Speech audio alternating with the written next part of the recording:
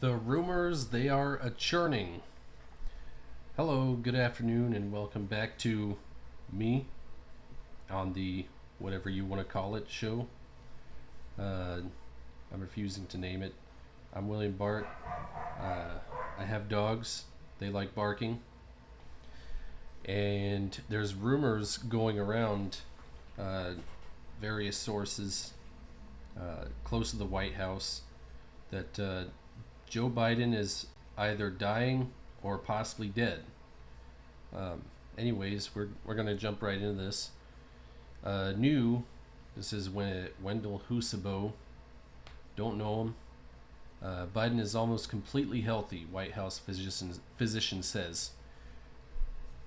Biden will hold no public events all week to explain why he stepped aside, according to the White House schedule released Monday.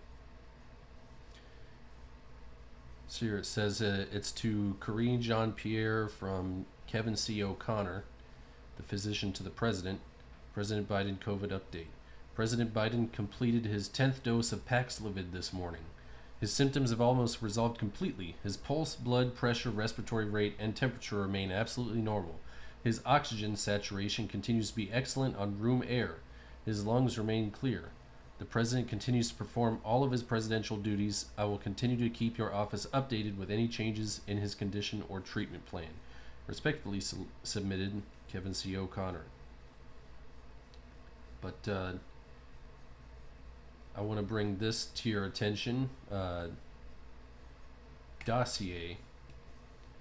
Exclusive. President Biden suffered an undisclosed medical emergency during his time in Las Vegas, police sources say.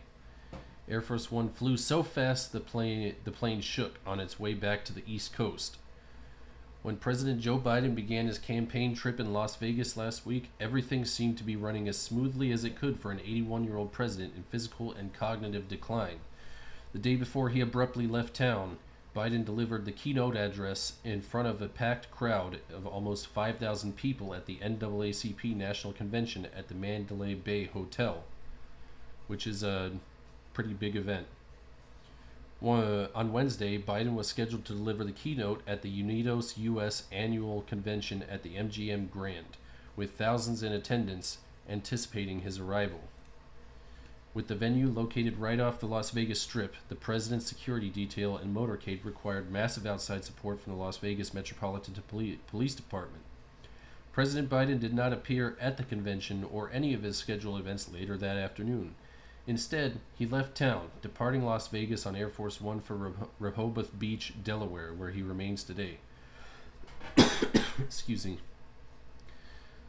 Since that trip to Las Vegas, President Biden has announced over social media that he would not seek a second term as president, while throwing his support behind Vice President Kamala Harris for the Democratic nomination. President Biden has not been seen in photos or on video since he touched down in Delaware Wednesday night, though he did participate in a phone call with Kamala Harris earlier this evening. That was yesterday. And I have it pulled up here on Disclosed TV. Kamala Harris speaks to Joe Biden over the phone at Campaign HQ. It is so good to hear our president's voice, Joe. I know you're still on the call, and we've been talking every day. So here you go. It is so good to hear our president's voice. Joe, I know you're still on the call, and we've been talking every day. You guys heard it from Doug's voice. We love Joe and Jill. We really do. They truly are like family to us. And we do, everybody here does. It's mutual. I knew you were still there. You're not going anywhere, Joe. I'm watching you, kid. I'm watching you, kid. I love you. I love you, Joe. Oh. It is so good to hear our president's voice. Joe, I know you're still on the call. She's messing with us. Either that or nobody really messes up like that if you're going to lie about it. I mean, I feel like she's just throwing red meat to conspiracy theorists. Because, I don't know, it just doesn't make sense. If he was really on a phone call, you wouldn't start by saying record. On the other hand, even if it was a lie and it was just a recording, I don't know. This whole thing is weird. Everybody's talking about it, and that kind of stuff is easily fakeable with AI. Yeah, Jess said she almost slipped and said recording instead of call. I almost feel like that was on purpose. Yeah, this whole thing seems like a big theater act. Anyways, let's go back to the news. The president's communications staff and doctor said that the president had tested positive for COVID-19, declaring that it was the reason for the cancellation of his schedule and his change of plans in Las Vegas. Dr. Kevin O'Connor, the president's White House physician and a family business partner, said Biden presented this afternoon with upper respiratory symptoms, to include rhinorrhea, runny nose, and non-productive cough, with general malaise, signaling that the president had nothing more than cold-like symptoms. We are told a very different story. We have verified that several of the core elements in Turning Point USA founder Charlie Kirk's viral X post from Monday are indeed true, according to law enforcement sources. And it says here, excuse my dogs. They bark at everything that passes. I can't control it. Got a weird lead on a story that people should look into. I got a call from a source close to the Las Vegas Metro. The official story was that Joe Biden's trip was cut short last week due to COVID. However, according to this source, U.S. Secret Service informed LV Metro that there was an emergency situation involving Joe Biden and to close necessary streets so that POTUS could be transported immediately to University Medical, which they began to do in earnest. Then, mysteriously, there was a stand-down order, and the USSS informed local Vegas PD that they were going to medevac POTUS to Johns Hopkins, which they presumed meant fly him back east ASAP. Apparently, the rumor mill in the police department was that Joe Biden was dying or possibly already dead. I didn't think too much about this lead, seemed too wild to be true, but given that Joe Biden has been out of public sight for days and dropped out of the race via an X post, and his brother James indicated health was a factor, I'm beginning to grow more curious if COVID or something else has been more serious than reported. If anyone with LV Metro has information, please email, and then it's got his email. I want to hear if there is more to the official story than what they're telling us. And this had 17.1 million views as of whenever this article was posted. I think it was last night. I guess earlier this morning. So, the dossier obtained independent testimony from over half a dozen law enforcement officers who participated in the president's security detail, and others who spoke from first-hand knowledge of the incident that unfolded that day. For this story, we worked with Turning Point Action to secure the testimony of several sources and vet their legitimacy.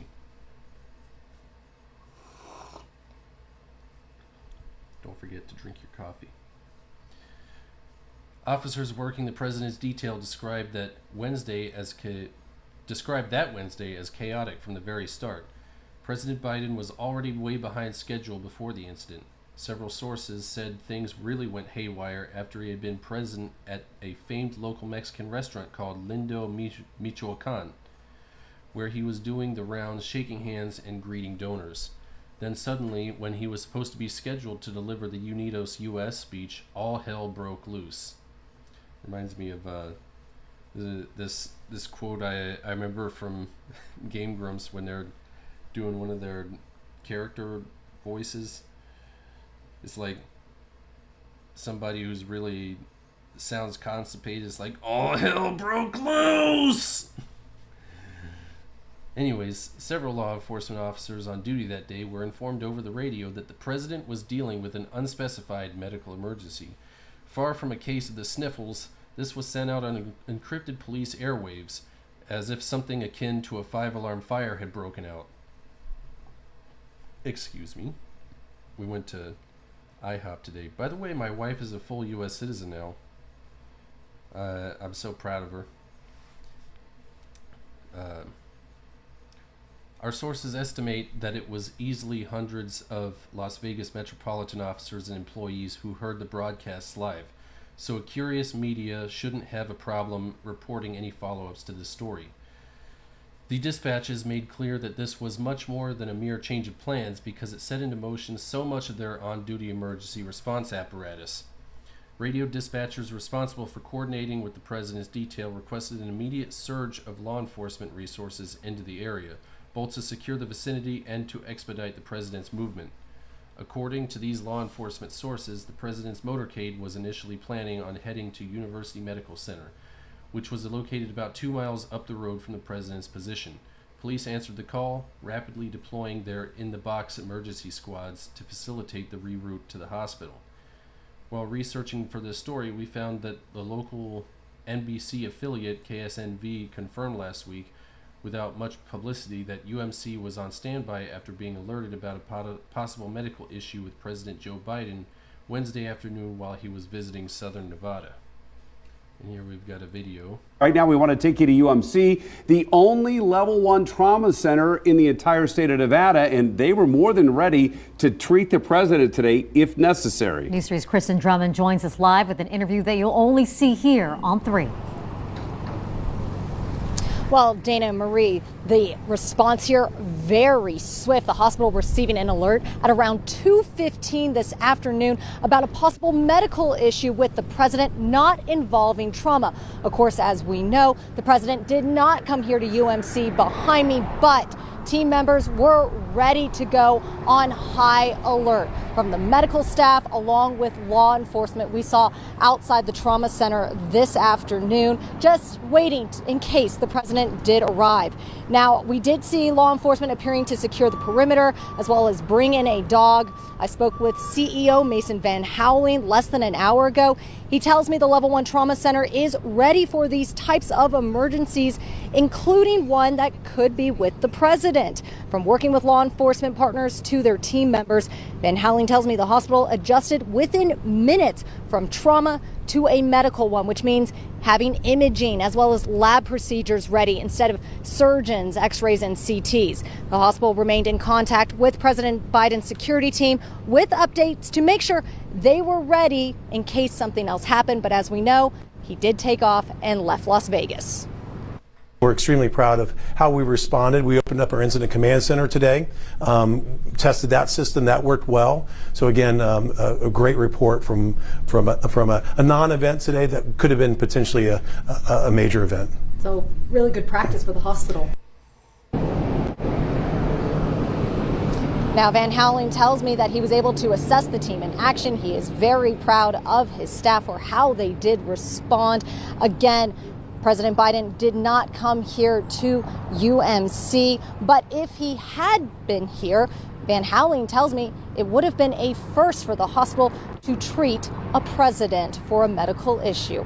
Reporting live outside of UMC, I'm Kristen Drummond, News 3. Dana Marie. I was also down there for a time this afternoon and went across the street to ask a few questions from some of the officers on hand, and they quickly shooed me away. They didn't want me anywhere near the door. So, Kristen, thank you. We appreciate that. They want to keep it mum's the word, as they say. But the president's team decided not to bring him to the hospital. The plans changed in rapid succession once more. It was then relayed over to on-duty officers on the president's detail that they would need to clear an express route to Harry Reid International Airport. The police assigned to the president's detail and the emergency in-the-box squads then redeployed their resources to getting the president out of town as fast and as safe as humanly possible. Emily Gooden, the senior White House correspondent for the Daily Mail, reported that on the journey back east, Air Force One flew so fast the plane shook, arriving in Dover in just 3 hours and 48 minutes. Several of the officers we spoke to said this was indeed being reported and acted upon as a full-blown medical emergency. Excuse me again. Insisting that a simple positive COVID-19 test would not have warranted such a drastic, massive response. Only President Biden and his inner circle seem to know the truth about what exactly happened last week in Las Vegas. Hopefully, the public will be made aware of the events that necessitated his emergency departure from Sin City. I like how they had to add that little bit on the end there, Sin City. Let's see. Let's read some of these comments. Joe Biden did not resign himself. Jeff Zients and the comms interns are running the country. Mainstream media is just bootlicking DIE Commissar President Kamala. Fun times all around. Yeah, I know what he meant there. It's DEI, but rearranged to spell die. By the way, don't die. Don't do any of that. Stay alive. Don't, we don't do that on YouTube. I don't know what to believe anymore. I truly don't. Who in the blazes is running my country right now?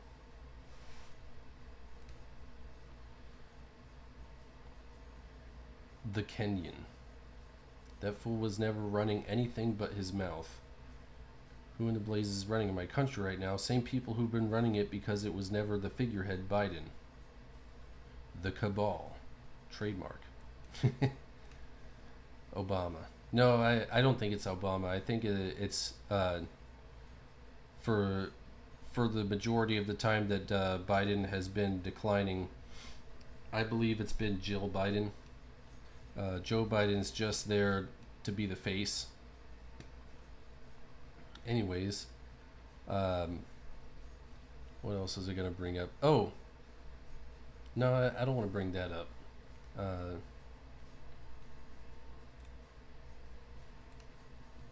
Let's go over here.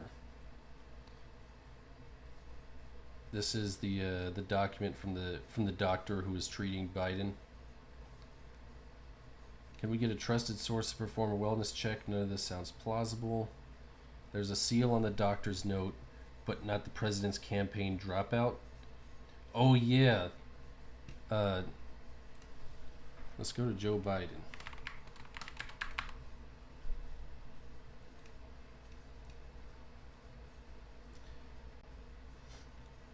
Here is his letter of dropping out of the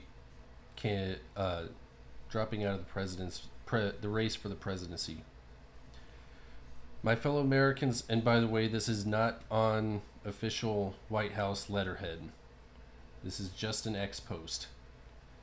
Over the past 3.5 years, we have made great progress as a nation. Today, America has the strongest economy in the world. We've made historic investments in rebuilding our nation, in lowering prescription drug costs for seniors. No, you didn't. That was Donald Trump. And in expanding affordable health care to a record number of Americans by means of Obamacare, in which case you have to pay for the crappy health care even if you can't afford it. And if you can't afford it, you get fined. We've provided critically needed care to 1 million veterans exposed to toxic substances, passed the first gun safety law in 30 years, appointed the first African American woman to the Supreme Court, and that's the only reason she was appointed, I believe. Ketanji Brown Jackson said that she doesn't know what a woman is because she's not a biologist. Absolutely ridiculous. And passed the most significant climate legislation in the history of the world. And that stuff, the climate stuff, it's only meant to harm economies. It doesn't actually do anything to make the planet cleaner. There's no amount of government spending that we can do to combat climate change. Hold on a second. I'm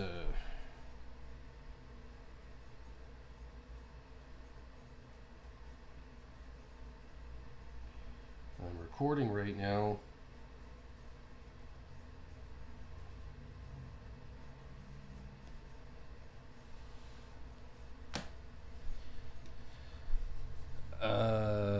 Where was I?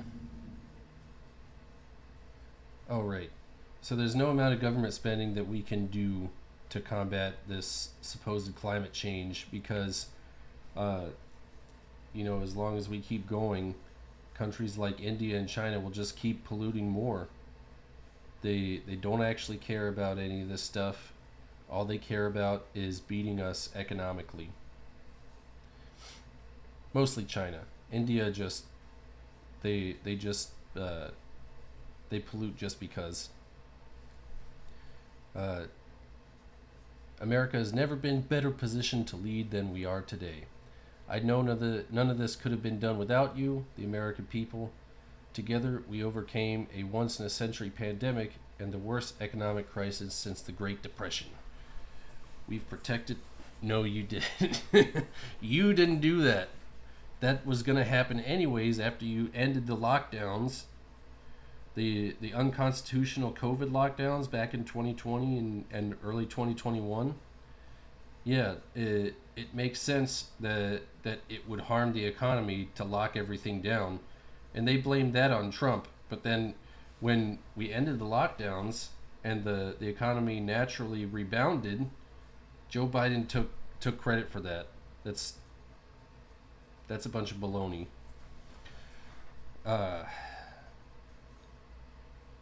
We've protected and preserved our democracy. And we've revitalized and strengthened our alliances around the world. It has been the greatest honor of my life to serve as your president, and while it has been my intention to seek re-election, I believe it is in the best interest of my party and the country for me to stand down and to focus solely on fulfilling my duties as president for the remainder of my term. I will speak to the nation later this week in more detail about my decision. For now, let me express my deepest gratitude to all those who have worked so hard to see me re-elected. I want to thank Vice President Kamala Harris for being an extraordinary partner in all this work, and let me express my heartfelt appreciation to the American people for the faith and trust you have placed in me. I don't trust you, Joe. I don't trust you. Not after your son, who is a crack addict, calls you Pedo Pete and regularly references you in messages with his business partners saying 10% for the big guy. And then your daughter, she wrote about you in her diary, and it was proven to be true that she was afraid of you walking in on her in the shower. And she regularly questions, she still questions whether she was SA'd by you. So I don't trust you. And I don't think I think if anybody else trusts you, they're either far left cultists who adhere strongly to leftist orthodoxy, or they're not in the know because your deep state actors keep censoring the media and saying this is what you're gonna say, don't say anything else, or they say, oh, that's just Russian disinformation. No, it's BS. I believe today what I always have, that there is nothing America can't do when we do it together. We just have to remember we are the United States of America. Now give me more money while I send more of your tax dollars to Ukraine for their losing war.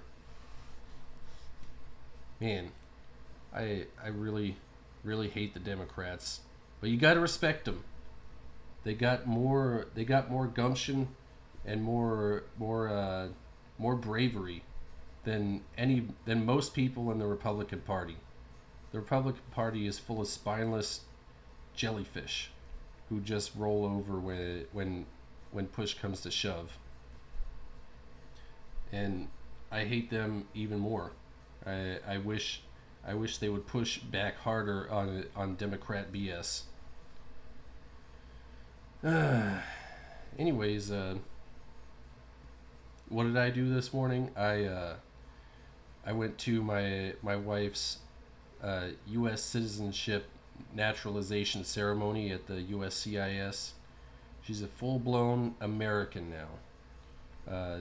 She has renounced her Colombian citizenship and joined us here in the land of the free and home of the brave. God bless us all.